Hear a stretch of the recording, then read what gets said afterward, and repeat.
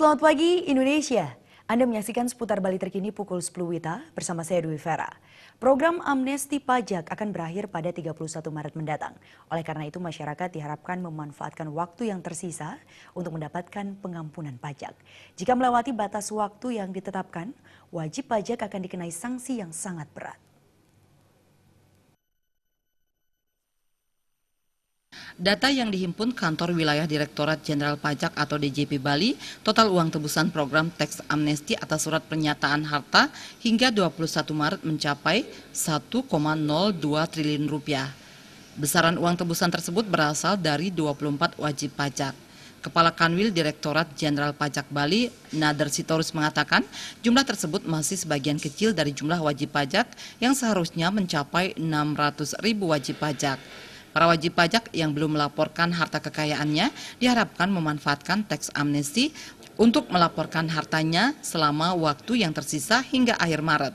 Jika tidak, sanksi yang akan diterima sangat berat, yakni 75% dari nominal harta kekayaan yang tidak dilaporkan akan disita negara. Nader Sitorus menambahkan Direktorat Jenderal Pajak menunggu niat baik wajib pajak memenuhi kewajibannya. Meskipun data masyarakat yang harus mengikuti teks amnesti telah dimiliki DJP Bali, namun DJP tidak berhak memaksa wajib pajak melaporkan harta kekayaannya untuk mendapatkan pengampunan pajak. Untuk wajib pajak yang tidak melaporkan dengan benar, apabila ditemukan harta yang ada yang belum dilaporkan, maka harta itu dianggap penghasilan yang belum kena pajak.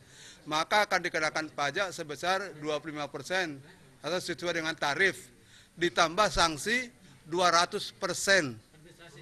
Iya, sanksi jadi sehingga totalnya akan hampir 75% yang menjadi hak negara di situ. Pajaknya 25% dengan sanksi 200%. Itu yang perlu dihindari kepada masyarakat. DJP Bali siap memberikan pelayanan kepada masyarakat setiap hari kecuali Hari Raya Nyepi.